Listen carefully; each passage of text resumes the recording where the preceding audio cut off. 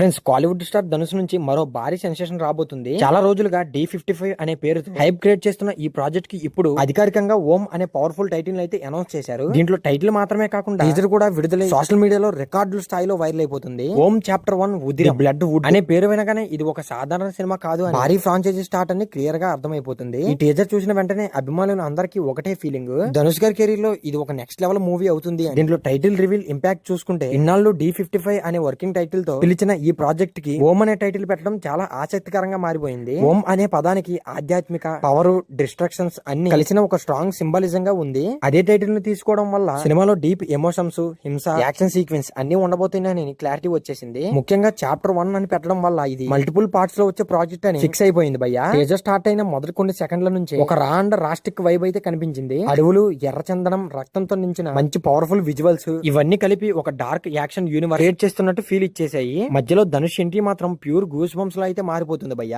గడ్డం, mass look, rough body, అతని language చూస్తే ఇది ఆయన కెరీర్ లో ఒక వైల్డ్ క్యారెక్టర్ అని తెలిసిపోతుంది. ఫ్యాన్స్ ఎప్పటి నుంచో కోరుకుంటున్న పూర్తి కమర్షియల్ మాస్ అవతార్ ఇదేనని చెప్పొచ్చు. ఈ సినిమాకు డైరెక్ట్ చేస్తున్న రాజ్ కుమార్ పెరియస్మి గతంలో చేసిన అమరన్ మూవీతో మంచి గుర్తింపు అయితే తెచ్చుకున్నాడు. కానీ ఓం మాత్రం ఆ సినిమాకి పూర్తిగా విరుద్ధంగా కనిపిస్తుంది. అమరన్ లో ఎమోషన్, వారు, డ్రామా చూపించిన ఆయన ఇప్పుడు రక్తం, ప్రతీకారం, అడవి మాఫియా, ఎర్రచందనం వంటి హై వోల్టేజ్ కంటెంట్ తో వస్తున్నాడు. చాలా మంది అందరూ ఈ టీజర్ చూసిన వెంటనే పుష్ప ది రైజ్ గుర్తొచ్చిందని అంటున్నారు. దీనికి కారణం ఏమిటంటే ఎర్రచందనం బ్యాక్ డ్రాప్. కానీ ఇది పుష్పలా కాకుండా మరింత రియలిస్టిక్ మరియు డార్క్ టోన్ లో ఉండబోతున్నట్టు తెలుస్తుంది. ముఖ్యంగా తమిళనాడు, ఆంధ్రప్రదేశ్ బోర్డర్ ప్రాంతంలో జరిగే కథల టీజర్ లోని తెలుగు డైలాగ్ సూచిస్తున్నాయి. ఇది కథకు మరింత ఆసక్తినైతే తెరుస్తుంది. ఈ సినిమాలో సాయి పల్లవి గారు అండ్ అలాగే శ్రీలీల గారు హీరోయిన్ గా నటించడంతో ఈ మూవీకి ప్లస్ అండ్ మంచి హైలైట్ గా మారిపోయింది. ఇద్దరికి స్ట్రాంగ్ స్క్రీన్ ప్రెజెన్స్ ఉంది. ముఖ్యంగా సాయి పల్లవి గారు ఉంటే ఎమోషన్ లేయర్ అయితే గట్టిగానే ఉంటుంది అనుకుంటున్నా. అలాగే మలయాళ మెగాస్టార్ మమ్ముట్టి కీలక పాత్రలో కనిపించబోతుందని వార్తలు వస్తున్నాయి. ఆయన పాత్రే కథలో పెద్ద ట్విస్ట్ ఉంటుందని ఫ్యాన్స్ అయితే భారీగా అంచనా వేస్తున్నారు. లేటెస్ట్ సెన్సేషన్ సాయి అభ్యంకర్ ఈ సినిమాకు సంగీతం అందిస్తున్నారు. టీజర్ లో వచ్చిన బ్యాక్గ్రౌండ్ స్కోర్ సినిమాకైతే మంచి ప్లస్ పాయింట్ అయిపోయింది. ప్రతి బీట్ లోను టెన్షన్, యాక్షన్ ఫీల్ కూడా బలంగా కనిపిస్తుంది. విజువల్స్ కూడా హాలీవుడ్ రేంజ్ లో ఉన్నాయన్న కామెంట్స్ కూడా బయటకు వస్తున్నాయి భయ్య. ఓం చాప్టర్ 1 ఉదిరం ది బ్లడ్ వుడ్ అనే ట్యాగ్ చూస్తుంటే ఇది కేవలం మొదటి భాగమేనా, రెండో మూడో భాగాలు కూడా ప్లాన్ చేస్తున్నట్టు క్లియర్ గా తెలిసిపోతుంది.